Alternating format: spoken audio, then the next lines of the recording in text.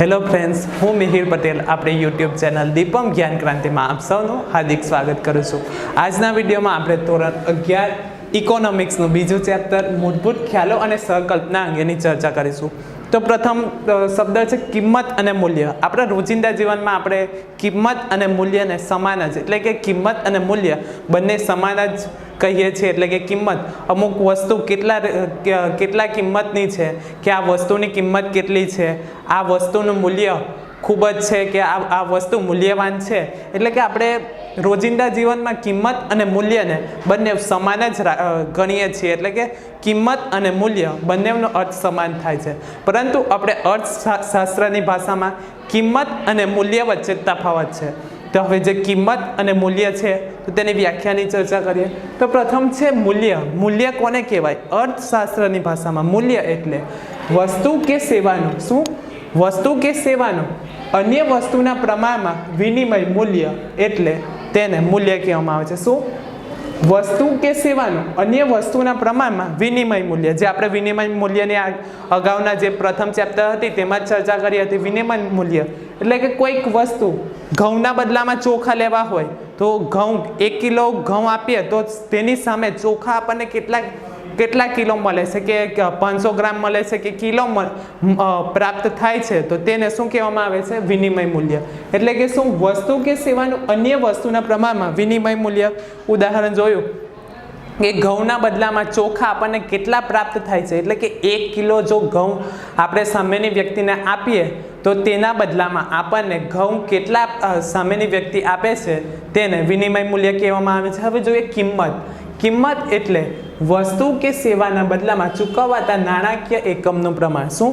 કિંમત એટલે વસ્તુ કે સેવાના બદલામાં ચૂકવાતા નાણાકીય એકમનું પ્રમાણ, તેને કિંમત કહેવામાં આવે છે। હવે મારે આ પેન ખરીદવી છે તો હું આ પેન ખરીદવા માટે કેટલા રૂપિયા આપું છું? 20 રૂપિયા આપું છું, 30 રૂપિયા આપું છું, તેને શું કહેવામાં આવે છે? કિંમત। એટલે શું? વસ્તુ કે સેવાના બદલામાં ચૂકવાતા નાણાકીય એકમનું પ્રમાણ, તેને કિંમત કહેવામાં આવે છે। હવે જોઈએ મૂલ્ય। આપણે વ્યવહારિક રીતે મૂલ્યને બે રીતે વહેંચી શકાય છે। પ્રથમ છે ઉપયોગિતા મૂલ્ય અને બીજું વિનિમય મૂલ્ય। કેટલા શોર્ટ ક્વેશ્ચનમાં પૂછાઈ શકે તેવો ક્વેશ્ચન। મૂલ્યના બે રીત છે, ઉપયોગિતા મૂલ્ય અને વિનિમય મૂલ્ય। ઉપયોગિતા મૂલ્ય એટલે કે કોઈક વસ્તુનું આપણે રોજિંદા જીવનમાં ઉપયોગ કરીએ છીએ તો તે ઉપયોગિતા મૂલ્ય। જ્યારે વિનિમય મૂલ્ય એટલે કે કોઈક વસ્તુ આપણે લેવી છે, પ્રાપ્ત કરવી છે, તો તેના બદલામાં આપણે કોઈક વસ્તુ આપીએ છીએ અને સામેવાળી વ્યક્તિ આપણને તે વસ્તુ કે સેવા આપે તેને વિનિમય મૂલ્ય કહેવામાં આવે છે। તો તેની ચર્ચા કરીએ। પ્રથમ છે ઉપયોગિતા મૂલ્ય। તો વસ્તુ માનવ જીવન માટે કેટલી ઉપયોગી છે તેને ઉપયોગિતા મૂલ્ય કહેવામાં આવે છે। શું? કોઈ પણ વસ્તુ કે સેવા માનવી માટે કેટલી ઉપયોગી છે તો તેને ઉપયોગિતા મૂલ્ય કહેવામાં આવે છે। ઉદાહરણ જોઈએ તો હવા છે, સૂર્યપ્રકાશ છે, તો એનું ઉપયોગિતા મૂલ્ય શું છે? તેને ઉપયોગિતા મૂલ્ય કહેવામાં આવે છે। એટલે કે ઉપયોગિતા મૂલ્ય ખૂબ જ હોય છે, જેની માટે કિંમત ચૂકવવી પડતી નથી। એટલે કે હવા છે, સૂર્યપ્રકાશ છે, એની કિંમત આપણે ચૂકવતા નથી, પરંતુ એ ખૂબ જ ઉપયોગી છે, તો તેને ઉપયોગિતા મૂલ્ય કહેવામાં આવે છે। હવે બીજી છે વિનિમય મૂલ્ય। તો વિનિમય મૂલ્ય એટલે વસ્તુ કે સેવા આપીને શું? કોઈક વસ્તુ કે સેવા આપીને તેના બદલામાં વસ્તુ કે સેવા લેવાની થાય ત્યારે એક વસ્તુના બદલામાં શું? જ્યારે કોઈક વસ્તુ કે સેવા આપીને તેના બદલામાં કોઈક વસ્તુ કે સેવા લેવાની થાય ત્યારે એક વસ્તુના બદલામાં અન્ય વસ્તુ કેટલા એકમમાં મળે તેને વિનિમય મૂલ્ય કહેવામાં આવે છે। અગાઉ જ આપણે તેની ચર્ચા કરી, ઉદાહરણ દ્વારા તેની સમજૂતી મેળવીએ કે કંઈક ઘઉંના બદલામાં આપણે ચોખા લેવા છે તો 1 કિલો ઘઉં આપણે કોઈ સામેની વ્યક્તિને આપીએ છીએ ત્યારે ચોખા, એ વ્યક્તિ આપણને ચોખા કેટલા પ્રમાણમાં આપે છે, એટલે કે 1 કિલોના બદલામાં એ કેટલા ચોખા આપે છે તો તેને વિનિમય મૂલ્ય કહેવામાં આવે છે। એટલે કે ઘઉંનું વિનિમય મૂલ્ય કે 1 કિલો ઘઉં આપીએ છીએ તો તેની સામે 500 ગ્રામ ચોખા પ્રાપ્ત થાય તો આપણે કહી શકીએ કે ઘઉંનું વિનિમય મૂલ્ય 1 કિલોના બદલામાં આપણને ચોખા 500 ગ્રામ પ્રાપ્ત થાય છે, તો તેને શું કહેવામાં આવે છે? વિનિમય મૂલ્ય। હવે ઉપયોગિતા મૂલ્ય અને વિનિમય મૂલ્ય વચ્ચે સંબંધ શું છે?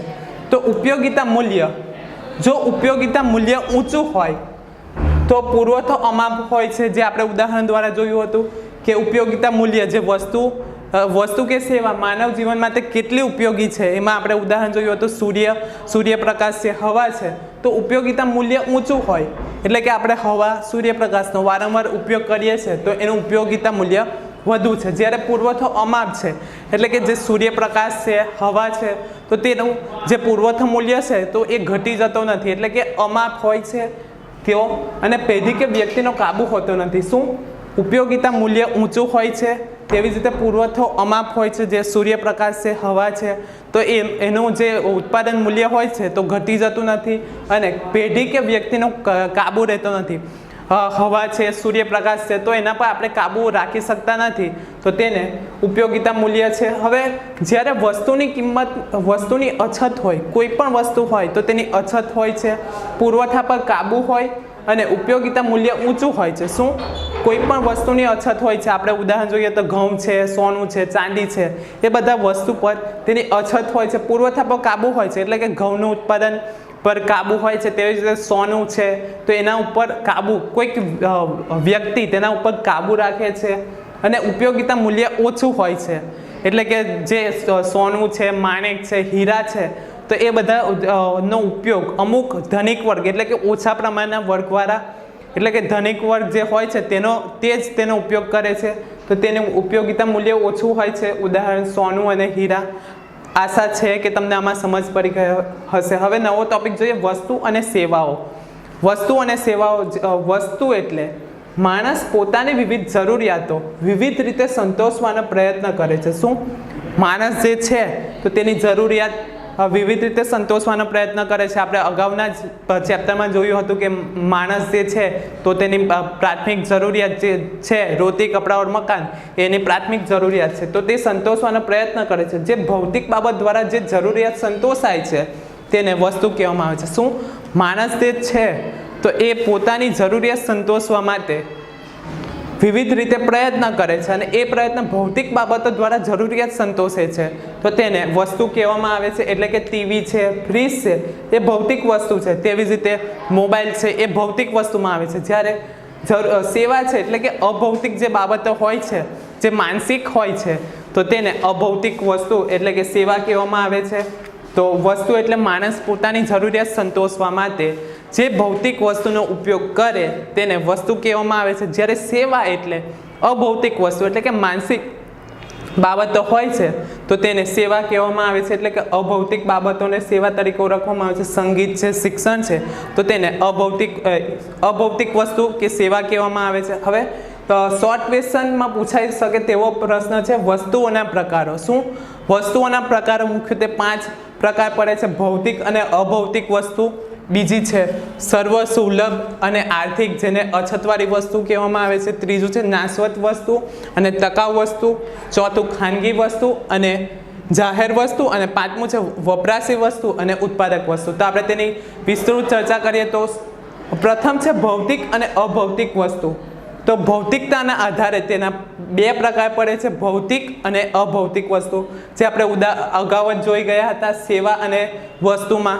તો ભૌતિક વસ્તુ એટલે કે જે આપણી વ્યક્તિ જરૂરિયાત સંતોષવા માટે જે ભૌતિક વસ્તુઓનો ઉપયોગ કરે તો તેને ભૌતિક વસ્તુ કહેવામાં આવે છે. ઉદાહરણ જોઈએ તો ટીવી છે, ફ્રીજ છે, મોબાઈલ છે, એટલે કે કોઈક જરૂરિયાત સંતોષવા માટે કોઈક ભૌતિક વસ્તુનો ઉપયોગ કરે તો તેને ભૌતિક વસ્તુ કહેવામાં આવે છે.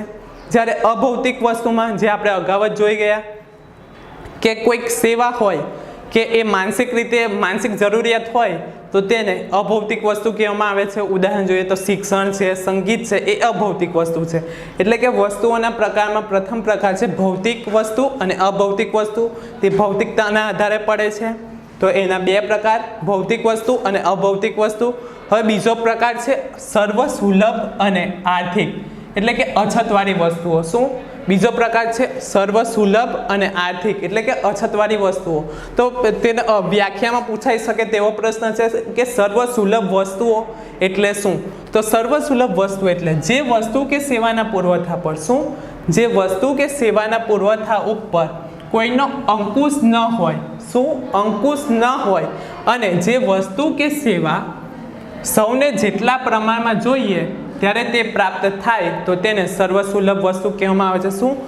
જે કોઈ વસ્તુ કે સેવાના પુરવઠા પર કોઈકનો અંકુશ ન હોય અને જે વસ્તુ કે સેવા સૌને જેટલા પ્રમાણમાં જોઈએ ત્યારે તે પ્રાપ્ત હોય તો તેને સર્વસુલભ વસ્તુ કહેવામાં આવે છે. ઉદાહરણ જોઈએ તો સૂર્યપ્રકાશ છે, હવા છે, પાણી છે, એ સર્વસુલભ વસ્તુ છે. એટલે કે જે વસ્તુ કે સેવાના પુરવઠા પર કોઈકનો અંકુશ હોતો નથી. સૂર્યપ્રકાશ પર કોઈક વ્યક્તિ અંકુશ કરી શકે છે, નથી કરી શકતી. હવા ઉપર અંકુશ રાખી શકે છે, નથી રાખી શકતી. એટલે કે જેનો અંકુશ ન હોય અને સૌને જેટલા પ્રમાણમાં જોઈએ તેટલા પ્રમાણમાં પ્રાપ્ત હોય તો તેને સર્વસુલભ વસ્તુ કહેવામાં આવે છે. કે હવા છે તો આપણે જેને જે વ્યક્તિને જેટલી હવા જોઈએ છે, સૂર્યપ્રકાશ જોઈએ છે તો એ પ્રાપ્ત કરી શકે છે અને તેનો અંકુશ કોઈ વ્યક્તિ તેના પર અંકુશ રાખી શકતી નથી. તેવી વસ્તુને સર્વસુલભ વસ્તુ કહેવામાં આવે છે. જ્યારે આર્થિક કે અછતવાળી વસ્તુ કોને કહેવામાં આવે? તો જે વસ્તુના પુરવઠાને કાબૂમાં રાખી શકાય. શું કાબૂમાં રાખી શકાય? અને અછત કે જેનું ખરીદ વેચાણ થઈ શકે તે વસ્તુને અછતવાળી અથવા તો આર્થિક વસ્તુ કહેવામાં આવે છે. શું? જે વસ્તુના પુરવઠાને કાબૂમાં રાખી શકાય. ઉદાહરણ જોઈએ તો ઘઉં છે તો ઘઉંના ઉત્પાદનમાં આપણે કોઈ ખેડૂત વિચારે કે મારે આ વખતે ઘઉં નથી વાવવા, તો એ કાબૂમાં રાખી શકે છે કે ઘઉંનું ઉત્પાદન નથી કરવું. તો તેની અછત ઉદ્ભવે છે, એટલે કે ઘઉંનું ઉત્પાદન ન થાય તો તેના કારણે ઘઉંની માંગ વધે છે, એટલે કે ઘઉંની અછત થાય છે. અને જેનું ખરીદ વેચાણ થઈ શકે તે વસ્તુને અછતવાળી અથવા તો આર્થિક વસ્તુ કહેવામાં આવે છે. જે ઉદાહરણ દ્વારા આપણે જોયું કે ઘઉંનું ઉત્પાદન ન કરવામાં આવે તો તેના કારણે ઘઉંની અછત થાય છે અને એ જે ઘઉં હોય છે તો તેનું ખરીદ અને વેચાણ બંને થઈ શકે છે. તો તેવી વસ્તુને કેવી વસ્તુ કહેવામાં આવે છે? આર્થિક વસ્તુ અથવા તો અછતવાળી વસ્તુ કહેવામાં આવે છે. ત્રીજો પ્રકાર છે નાશવંત વસ્તુ અથવા તો ટકાઉ વસ્તુ. શું? નાશવંત વસ્તુ અથવા તો ટકાઉ વસ્તુ. આ જે નાશવંત વસ્તુ અને ટકાઉ વસ્તુ છે તે ટકાઉપણાના આધારે તેના બે પ્રકાર પડે છે. પ્રથમ નાશવંત વસ્તુ અને બીજું છે ટકાઉ વસ્તુ. તો નાશવંત વસ્તુ એવી વસ્તુ કહેવાય કે જેનો ઉપયોગ ન કરવામાં આવે કે થોડા સમયમાં જો ઉપયોગ કરવામાં આવે તો તે વસ્તુ બગડી જાય છે અથવા તો તેનું નુકસાન થાય તો તેવી વસ્તુને નાશવંત વસ્તુ કહેવામાં આવે છે.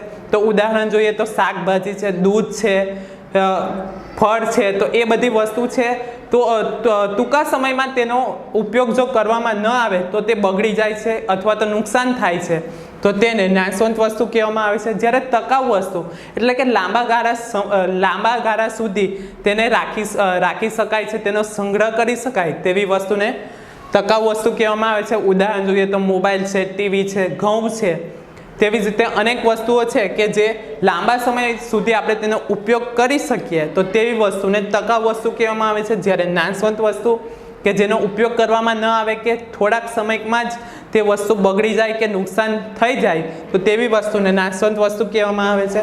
હવે ચોથો પ્રકાર છે વસ્તુનો કે ખાનગી વસ્તુ અને જાહેર વસ્તુ. શું? ખાનગી વસ્તુ અને જાહેર વસ્તુ. આ જે પ્રકાર છે તે માલિકીપણાના આધારે તેના બે પ્રકાર પડે છે. પ્રથમ છે ખાનગી વસ્તુ અને બીજું છે જાહેર વસ્તુ. તો ખાનગી વસ્તુમાં માલિકીપણું કોઈક વ્યક્તિના હાથમાં હોય છે. તેવી જ રીતે જે ખાનગીપણું હોય છે તેમાં સ્પર્ધાત્મકતાનો ગુણ જોવા મળે છે અને વંચિતતાનો ગુણ જોવા મળે છે. શામાં? ખાનગીપણામાં સ્પર્ધાત્મકતાનો ગુણ જોવા મળે છે, તેવી જ રીતે વંચિતતાનો ગુણ જોવા મળે છે. ઉદાહરણ જોઈએ તો વંચિતતાનો ગુણ એટલે કે કોઈક રૂપિયા ચૂકવવામાં ન આવે, એટલે કે મોબાઈલમાં જો બેલેન્સ પૂરવામાં ન આવે તો આપણે વાત કરી શકતા નથી કે તેનો ઉપયોગ કરી શકતા નથી, તો તે વંચિતતા. એટલે કે કોઈક વસ્તુ કે સેવા મેળવવા માટે આપણે નાણાં ચૂકવીએ છીએ, પરંતુ જો નાણાં ન ચૂકવવામાં આવે તો આપણે તે વસ્તુ એ સેવાનો ઉપયોગ કરી શકતા નથી, તો તેને વંચિતતા કહેવામાં આવે છે. હવે બીજો પ્રકાર છે જાહેર વસ્તુ. તો જાહેર વસ્તુમાં સ્પર્ધાત્મકતા અને વંચિતતાનો અભાવ જોવા મળે છે. શું? સ્પર્ધાત્મકતા અને વંચિતતાનો અભાવ જોવા મળે છે અને આની માલિકી જે હોય છે તો એ સરકારી હોય છે. વંચિતતા એટલે કે ઉદાહરણ દ્વારા જોઈએ તો બગીચાનો ઉપયોગ બધી જ વ્યક્તિ કરી શકે છે. એ પૈસા આપે કે ન આપે, એક વ્યક્તિ જો એ બગીચાનો ઉપયોગ કરે તો બીજી વ્યક્તિ પણ તેનો બગીચાનો ઉપયોગ કરી શકે. એટલે કે વંચિતતાનો અભાવ જોવા મળે તો તેને જાહેર વસ્તુ કહેવામાં આવે છે. ખાનગી વસ્તુમાં સ્પર્ધાત્મકતાનો અને વંચિતતાનો ગુણ જોવા મળે છે અને તેની માલિકી જે હોય છે તે વ્યક્તિગત માલિકી હોય છે. જ્યારે જાહેર વસ્તુમાં માલિકી સરકારી હોય છે. સ્પર્ધાત્મકતા અને વંચિતતાનો અભાવ જોવા મળે છે. હવે છેલ્લો પ્રકાર છે વપરાશી વસ્તુ અને ઉત્પાદક વસ્તુ. શું? વપરાશી વસ્તુ અને ઉત્પાદક વસ્તુ જેના પ્રકાર પ્રત્યક્ષ અને પરોક્ષ રીતે સંતોષવાના જરૂરિયાત સંતોષવાના આધારે તેના બે પ્રકાર પડે છે. પ્રત્યક્ષ અને પરોક્ષ જરૂરિયાતના આધારે તેના બે પ્રકાર પડે છે. પ્રથમ છે વપરાશી વસ્તુ અને બીજું છે ઉત્પાદક વસ્તુ. તો વપરાશી વસ્તુ કોને કહેવામાં આવે છે? જે વસ્તુ સીધી જ પ્રત્યક્ષ વપરાશ દ્વારા જરૂરિયાત સંતોષે તો તેને વપરાશી વસ્તુ કહેવામાં આવે છે. શું? જે વસ્તુ સીધી જ પ્રત્યક્ષ વપરાશ દ્વારા જરૂરિયાત સંતોષે તો તેને વપરાશી વસ્તુ કહેવામાં આવે છે. ઉદાહરણ જોઈએ તો ઘઉં. તો આપણે ઘઉં દ્વારા આપણી પ્રત્યક્ષ રીતે વપરાશી વસ્તુ છે જે આપણે ઘઉં ખોરાક દ્વારા આપણે ઘઉંનો ઉપયોગ કરીએ છીએ તો એ સીધી વપરાશી વસ્તુ છે. જ્યારે ઉત્પાદક વસ્તુ એટલે જે ઉત્પાદક પ્રક્રિયામાં ભાગ લઈ તૃષ્ટિગુણનું સર્જન કરવામાં મદદરૂપ થાય તો તેને ઉત્પાદક વસ્તુ કહેવામાં આવે છે. ઉદાહરણ જોઈએ તો ટ્રેક્ટર છે, હળ છે, એ ઉત્પાદક વસ્તુ છે. એટલે કે જે ઉત્પાદક પ્રક્રિયામાં ભાગ લઈ તૃષ્ટિગુણનું સર્જન કરવામાં મદદરૂપ થાય તો તેને ઉત્પાદક વસ્તુ કહેવામાં આવે છે. ઉદાહરણ દ્વારા આપણે તેની સમજૂતી મેળવીએ તો ખોરાક જે છે એ વપરાશી છે. શું? ખોરાક એ વપરાશી છે. એટલે કે આપણને ભૂખ લાગે છે તો આપણે તેનો સીધો ઉપયોગ કરીએ છીએ. ઘઉં છે કે ચોખા છે તો તે વપરાશી વસ્તુ છે. જ્યારે ખોરાકનો વાસણ છે એ પરોક્ષ છે. એટલે કે આપણે જેમાં ખાઈએ છીએ તો એ પરોક્ષ છે, પરંતુ આપણી જે ભૂખ છે જે આપણે ખોરાક દ્વારા મેળવીએ છીએ તો એ પ્રત્યક્ષ છે. એટલે કે વપરાશી વસ્તુ છે. આશા છે કે તમને આમાં સમજ પડી ગઈ હશે. જો કંઈક નહીં સમજ પડી હોય તો તમે કમેન્ટ કરો, અને જો તમને આ વિડીયો પસંદ પડ્યો હોય તો વધુમાં વધુ લાઈક કરો, શેર કરો અને અમારી ચેનલને સબસ્ક્રાઈબ કરો. Thank you.